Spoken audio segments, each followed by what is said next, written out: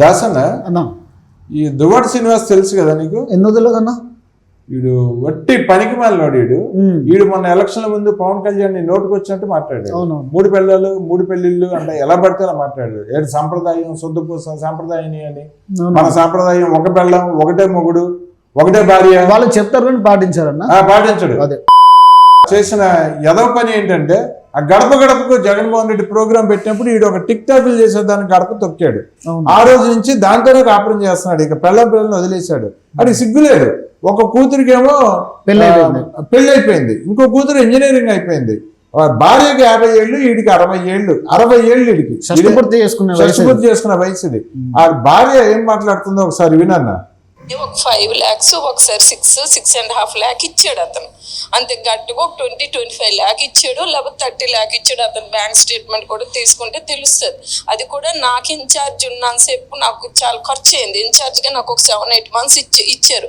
ఇచ్చిన తర్వాత నాకు చాలా ఎక్స్పెన్స్ అయింది. అది ఇక్కడ ప్రజలందరికీ తెలుసు. పార్టీకి నాకు 1 రూపీ కూడా ఇవ్వలేదు ఆయన.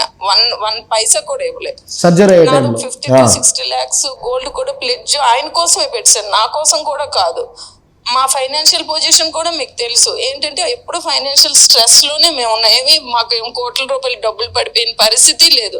ఒక బ్రౌన్ క్వారీ అనేది నాకు ఒరిస్సాలోనే అప్పుడులో ఫైనాన్స్ అంతా 1 రూపీతో సహా నేనే పెట్టిన. అప్పుడు రోజుల్లో 2 lakh అవ్వచ్చు, 3 lakh అవ్వచ్చు, తక్కువ డబ్బులు. ఆ రోజు ఒక 94 years బ్యాక్ ఏవో పెట్టామో, ఏదో అదృష్టం కొలది వచ్చింది. అది మ్యాటర్ ఆఫ్ మనీ వల్ల వచ్చింది కాదు, మా అదృష్టం కొలది డబ్బులు వచ్చి తక్కువ డబ్బులతోనే మేము అది వచ్చింది. తర్వాత ఈయన ఏదో డిగ్రీ కాలేజ్ ఏదో పెడతానంటే మా ఫాదర్ అక్కడ ఒక 2 acres పెట్టి పాతపట్లలో ల్యాండ్ కూడా కొన్నారు.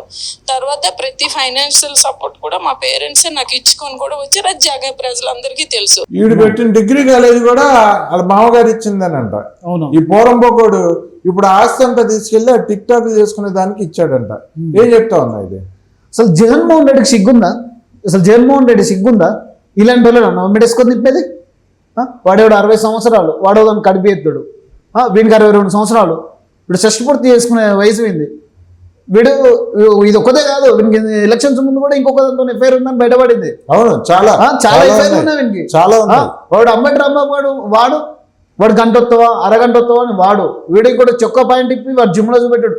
ఇలాంటి నా కొడుకులను వేసుకొని వీడు ప్రజాసేవ చేస్తా, నేను రాజకీయాలు చేస్తాను తీసుకొచ్చింది. అసలు వీడు సిగ్గుందా? దువ్వాడ శ్రీనివాస్ సిగ్గుందా?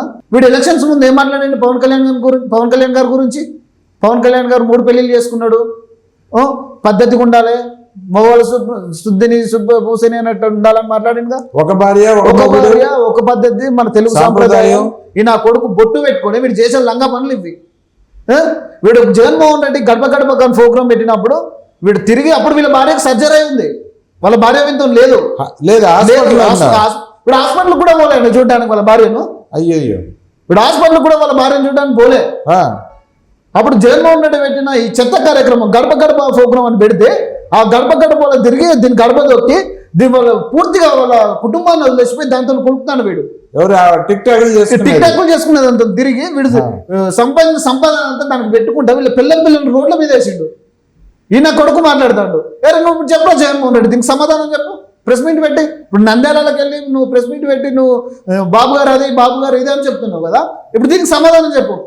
మీ నాయకులు చేసే కడుపుల గురించి, చేసే రేపుల గురించి, దీని గురించి సమాధానం చెప్పి. ఇప్పుడు నువ్వు దీని గురించి మాట్లాడు. ఎందుకంటే అసలు జగన్మోహన్ రెడ్డి సిగ్గుంటే కదా నువ్వు ఇలాంటి వాళ్ళకి నువ్వు టికెట్ ఇచ్చింది. మళ్ళీ ఎక్కడ పోటీ చేసింది? టెక్కలిలో అచ్చెన్నాయుడు మీద. ఇలాంటి పోరబోకు నా కొడుకుకి టెక్కలి టికెట్ ఇచ్చినావు నువ్వు. ఆడలో ఉసురు తాకేగా వీడు పోయింది. ఇలాంటి వాళ్ళని ఎన్నికేసుకుని తిరిగినందుకు కూడా జగన్మోహన్ రెడ్డి కూడా ఉసురు తాకి వాళ్ళ పార్టీ పరిస్థితి ఏమైంది? ఈరోజు 11 సీట్లకు పడిపోయింది. భార్య పిల్లలు ఏడుస్తున్నారు. వాళ్ళ భార్య నిన్న వాళ్ళ పిల్లలండి, వాళ్ళ కూతురు, వాళ్ళ చిన్న కూతురు, వాళ్ళ పెద్ద కూతురు పెళ్లి అయిపోయింది. వాళ్ళ చిన్న కూతురు ఇంజనీరింగ్ చదువుతుంది అమ్మాయి. నిన్న నైట్ పోయి ఇంటి ముందు కూర్చుంటే కనీసం ఫోన్ ఎత్తాడు వీడు. కనీసం ఫోన్ ఎత్తది లేదు, తలుపు తీసేది లేదు. టిక్ టాక్లు చేసుకునే దాంతో ఇంట్లో కొనుక్కుతాడు వాడు. అది ఇంట్లో ఉంది. వీడు పోయి ఆ పాపం పోయి నైట్ దోమలు కొడుతుంటే ఆ చీకట్లో ఎన్ని ఫోన్లు కొట్టినా, ఎంత డోర్ కొట్టినా తలుపు తీయడాడు. తెల్లవాళ్ళు అక్కడే కూర్చుంది. ఇప్పుడు వాళ్ళ భార్య పిల్లలు ఉసురు తాగలేదా? అలా తగిలే కదా లాస్ట్ ఎలక్షన్స్ లో ఓడిపోయిందాడు. ఆ భార్య తెచ్చిన కట్న సొమ్ములు కూడా తీసుకెళ్ళి దానికి ఇచ్చాడు.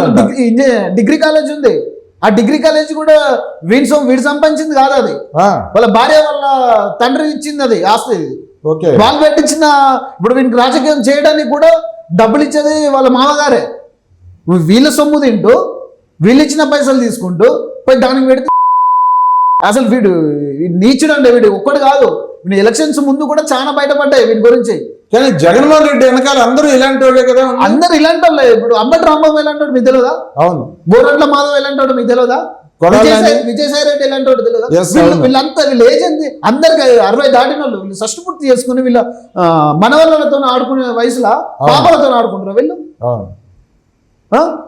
ఇలాంటి వాళ్ళని ఎమ్మడేసుకొని తిరిగినందుకే నీ ఉసురు తగిలి నువ్వు 11 సీట్లకు పడిపోయినావు.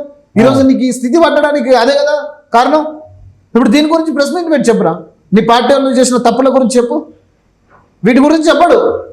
సో చెప్పరా, దీనికి సమాధానం చెప్పు. నువ్వు ప్రెస్ మీట్ పెట్టి మీరు మీ నాయకులు చేసిన తప్పుల గురించి ప్రెస్ మీట్ పెట్టి చెప్పు. ఇప్పుడు ఆంధ్ర ప్రజలు అందరూ అడుగుతున్నారు, మీ ఎవరు చేసిన తప్పులు ఇవన్నీ, వీటి గురించి చెప్పు. ఇప్పుడు వీటి గురించి చెప్పే సాధన కాదు నీకు. పొద్దున్న లేస్తే అధికార పక్షం మీద నువ్వు బురద చల్లడం, ఇవే నువ్వు చేసేటి. నా కొడుకు ఇంట్లో ఆంధ్రాలో ఉన్నాడండి, లేడు. ఈ రోజు పొద్దున ఎందుకు నంద్యాలలో వాళ్ళు శవం, వీడికి శవం కనబడితే చాలు ప్రెస్ మీట్ పెట్టడం. వీడు శవాల కాడ ప్రెస్ మీట్ పెట్టుడు తప్ప ఏ రోజైనా ఇలాంటి తప్పులు జరిగే ఇక్కడ ప్రెస్ మీట్ పెట్టిండా? రాష్ట్ర ప్రజలు కష్టాలు ఉన్నప్పుడు ప్రెస్ మీట్ పెట్టిండా? శవం చూస్తే ప్రెస్ మీట్ గుర్తుకొస్తుంది. ఇది కిందసారి బెంగళూరు వెళ్ళినప్పుడే ప్రజలందరూ అన్నారు, ఇది బెంగళూరు వెళ్ళాడంటే ఆంధ్రాలో మళ్ళీ ఎవడో ఒకటి చచ్చిపోతాడని. నేను కూడా చెప్పిన మీకు ఒక వీడియోలో. అవును, నేనే చెప్పిన వీడియో చంపేస్తాడని. జగన్మోహన్ రెడ్డి ఆంధ్రాలో అడుగు పెట్టిందంటే ఆ రోజు ఒక శవం లేస్తుంది అంటే వీడియో చంపుతాడని కూడా చెప్పావు. నేను ఆ రోజు చెప్పినా కదా, జగన్మోహన్ రెడ్డి మళ్ళీ అడుగు పెడితే శవంతోనే అడుగు పెడతాడు.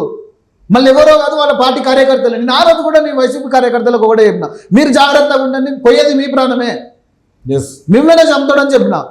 అలాగే ఇప్పుడు నంద్యాలలో చనిపోయింది వైసీపీ కార్యకర్త కదా, చనిపోయింది సుబ్బారెడ్డి వైసీపీ కార్యకర్తే కదా. ఈరోజు వాళ్ళ కార్యకర్తను వాళ్ళే చంపుకొని ఈరోజు ప్రెస్ మీట్ పెట్టి నువ్వు తప్పుడు అది చంద్రబాబు నాయుడు గారి మీద నెట్టడం ఇది ఎంతవరకు కరెక్ట్? ఇలాంటి ప్రెస్ మీట్ పెట్టి చెప్పరా, ఆ ఆడబిడ్డలకు న్యాయం చేయి. చేతులు ఎత్తి ముక్తారు నీకు. ఈరోజు పార్టీలోకి సస్పెండ్ చేయడం అన్ని. నువ్వు ఈరోజు శ్రీనివాసు నువ్వు పార్టీలోకి వెళ్ళి సస్పెండ్ చేయి, నీ ఆడబిడ్డలు నీకు వాళ్ళ భార్య వాళ్ళ బిడ్డలు చేతులు ఎత్తి మొక్కుతారు. అవును, ఇలాంటి ఎందుకు ఎత్తాడు? ఇలాంటి చేయడు. మళ్ళీ ఇలాంటి నా కొడుకులను ఎమ్మడేసుకొని తిప్పి నువ్వు ఇలాంటి వాళ్ళకి టికెట్ ఇచ్చి నువ్వు ఇలాంటి వాళ్ళని చేస్తే వీళ్ళు ప్రజాసేవ చేసేటోళ్ళు అండి. ఆ కంటికి కనిపించిన ఆడదానికి కడుపులు చేసేటోళ్ళు వీళ్ళు ప్రజాసేవ చేస్తారు. సిగ్గు శరం లేదు ఇలాంటి నా కొడుకులను ఎమ్మడేసుకొని తిరిగి నువ్వు ప్రెస్ మీట్లు పెట్టడానికి. ఓకే దాసన్న, ఈ దారుణం ఈ భార్య పిల్లలు అయితే పాపం అలా ఏడుస్తూనే ఉన్నారు. వాళ్ళు నైట్ నుండి ఏడుస్తున్నారండి.